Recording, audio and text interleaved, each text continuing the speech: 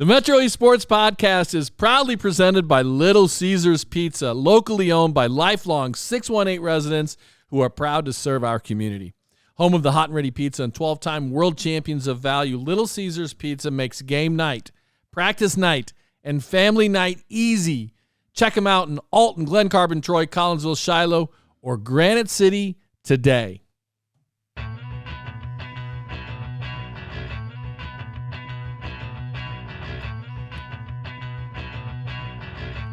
Get ready for the award-winning #1 sports podcast on our side of the river.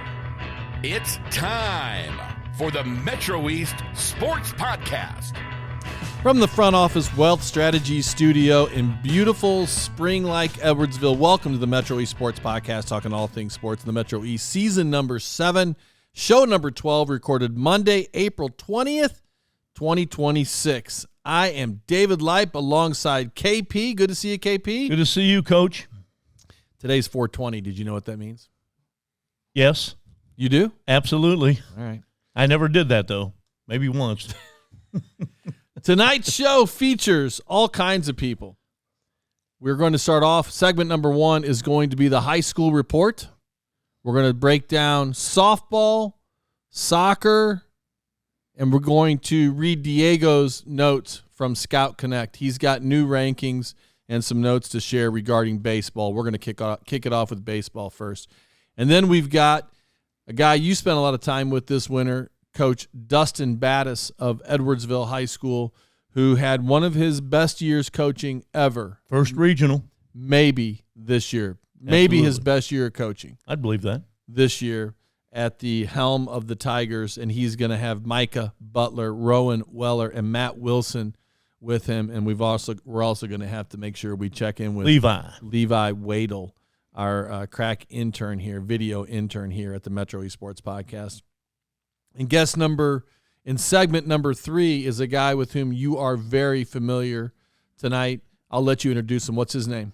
Dennis Schutzenhofer, retired baseball coach at Belleville East, former Cardinal batting practice pitcher, and also he was the video analyst for challenges for the Cardinals for some time. So he was the one who was watching the video and saying, yeah, let's challenge this. No, don't challenge it. Yes, sir. Yep. Wow. He played baseball at SIU Edwardsville. That was his college career. Played with you. He was older than I am. He's quite a bit old. He was my 5th grade basketball coach. I played with his brother. Yes. That's cool. Dennis Schutzenhofer. Yep. Been trying to get him on the show for a while. We've been just narrowly not connecting for quite some time. Well, he's here. Before we get started with these amazing segments, I want to thank partners Cassens, Chrysler, Dodge, Jeep, and Ram, Keller Williams Marquee, the Blasting Game Group, Integrity Spine and Joint Center, Front Office, Fiduciary Network, Oakbrook Golf Club, Play It Again Sports, Edwardsville, and that's it, right? That's it. Okay, 3 things you can do to help. Number 1, subscribe to this podcast. If you're not already subscribed, please do that. Follow us in all of our social media platforms on X, Facebook, the Gram, and YouTube. Our videos are looking great these days. And thanks to Luke. And number 3, if you have a story idea, email me at mespdave@gmail.com. Love getting emails from listeners, and some of our best guests have come from listeners nominating themselves or other people for various things. It's always fun. That's the way to do it. And don't forget, you can nominate your favorite team for Integrity Spine and Joint Center Metro East Team of the Month. It could be a park and rec team, could be a middle school team, could be your grandson's team, your niece's team, your husband's team, your wife's team, could be your team. You get to decide. To nominate a team for Team of the Month, send your suggestion to me at mespdave@gmail.com. Please put Team of the Month in the subject line. Segment 1. The high school report. You ready? Doing a little baseball. You want to start with baseball? Let's start with baseball, Coach. Okay, let's look at the team rankings before we do anything else. The team rankings for baseball. Large schools. We're going to start with number 15, Morton. 14, Washington. 13, Mount Zion. 12, Mahomet Seymour. 11, East Peoria. 10, Waterloo. 9, Glenwood. 8, O'Fallon. 7, Edwardsville. 6 Muscuda, 5 SHG, Sacred Heart Griffin, 4 Dunlap, 3 Normal U-High, 2 Triad, and number 1 Normal Community, where they continue to be, where they have been all season long with a record of 13-1.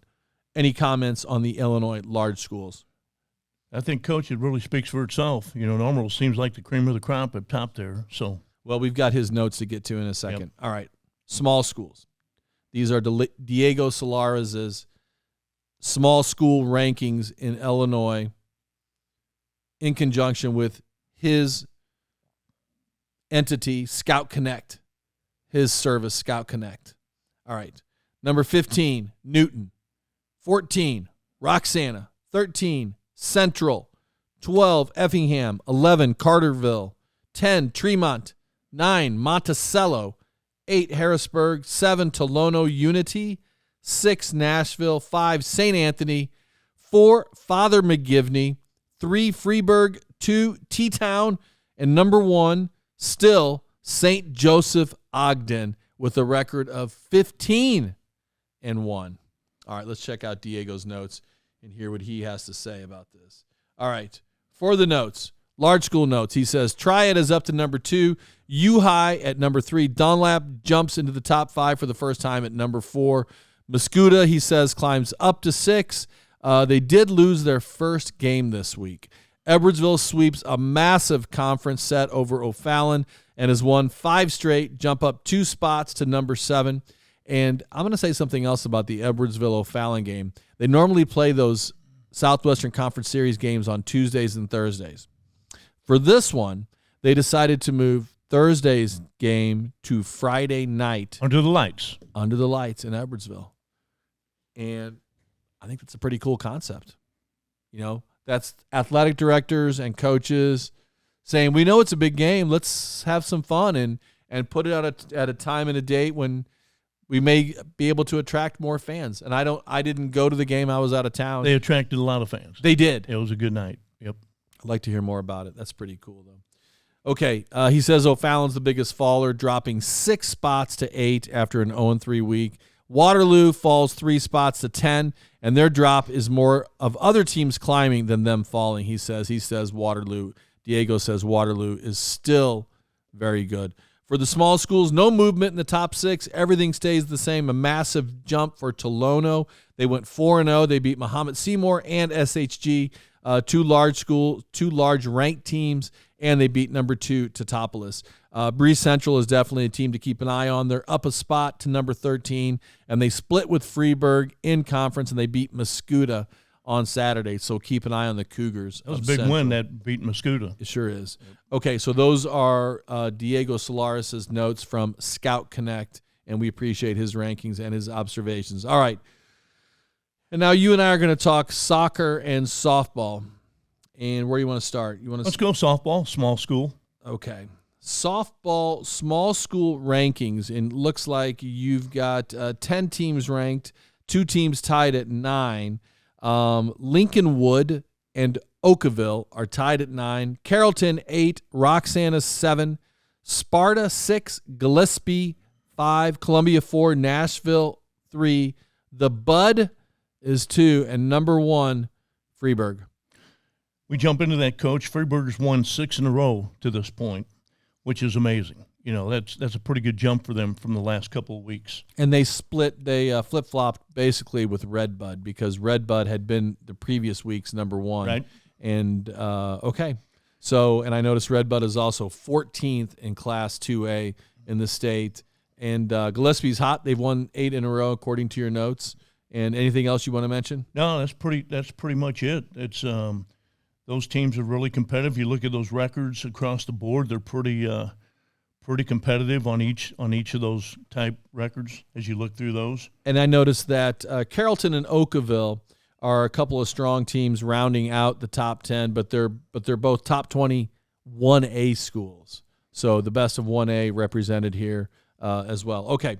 Let's look at the big softball schools, shall we? Or do you want to talk about your notes? Let's talk about last week. Columbia beat Roxana in a doubleheader, 6-2, and then 7-2.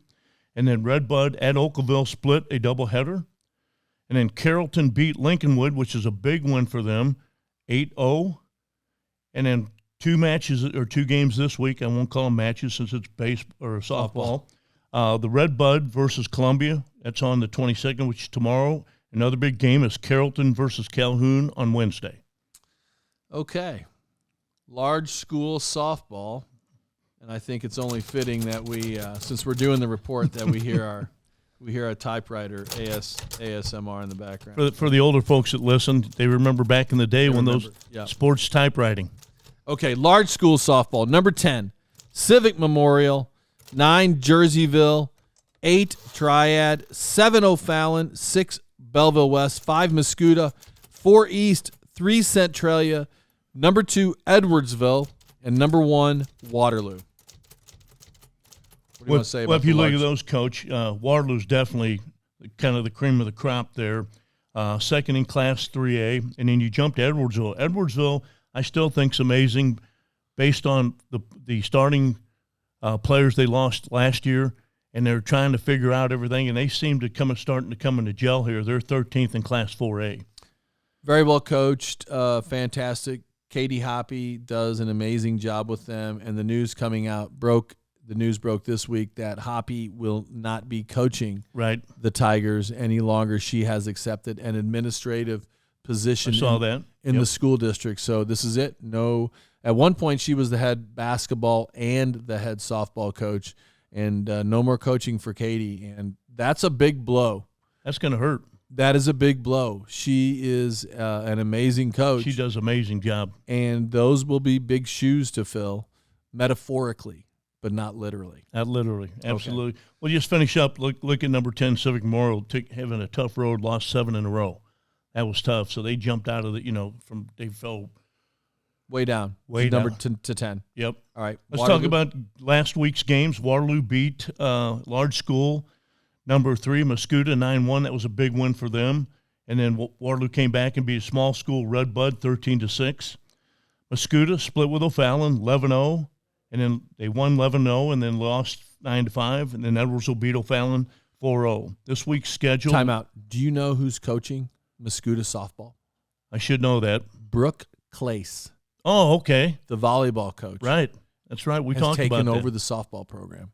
They're doing relatively well. She must be a fantastic coach. Sure. This week we got Mascoutah at Civic Memorial, Waterloo at CM, and O'Fallon at Centralia. Those should be 3 good matchups. Okay, and that's the news on softball. Let's look at soccer now. Girls small school soccer. We've got a tie for 5th place between Litchfield and Jabot. They're both ranked 5th. Ranked number 4, Columbia. Number 3, Marquette. Number 2, Althoff. And number 1, Father McGivney. Well, if we look at those, you look at Jabot, that's a really small school, and they fit in there because you look at the records, it's kind of deceiving. Once you get to those top 2, you've got Father McGivney at 11-1 and Althoff at 10-2. Those are the cream of the crop of those smaller schools. And McGivney has beaten Althoff twice. Yes. So, to me, McGivney's in a class by themselves in the small schools. They're beating everybody, Coach. They're pretty darn good. Yeah. If you look down last week's schedule, Marquette Roxana tied at 0-0. Waterloo beat Columbia 1-0, and Columbia's really had a struggle. And I thought at the beginning of the year they were going to be one of our top teams, and they're just really struggling at this point. Althoff beat Marquette, big game 1-0, and Marquette beats Roxana 6-1. And Marquette's one of those scary teams to where Jay could jump up at the end of the season because they're pretty darn good. I feel like McGivney has blown them out though twice. Have they not? Yep, they have. Yep, I don't see anybody locally no who challenges McGivney. I don't believe so. I've watched both McGivney and Althoff play, and they're really good soccer teams. You think Althoff is comparable? I think they can play with them. Absolutely. I was at the Althoff McGivney game when they beat them. You're just biased because you're an Althoff alumni. You had to bring that up, didn't you? All right, let's look at the large schools. Anything else about small schools? No, this week the 2 games, Jabot versus Waterloo, will be interesting, and Jabot at Columbia. Those 2 will be pretty good games to watch. A lot of good soccer down in Monroe County. Down that south. Okay. Large school soccer rankings, girls soccer rankings. Number 5, Belleville East with a record of 9-4-1. Number 4, Triad. Number 3, you got the numbers here backwards. You got 2 next to Waterloo. Is Waterloo 2 or 3? Waterloo should be 3. Okay, Waterloo is 3. Edwardsville is 2.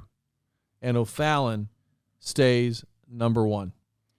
Again, you look at those records of those teams. Waterloo probably any given time they've played some smaller schools. Where Edwardsville's probably schedule is a little tighter there.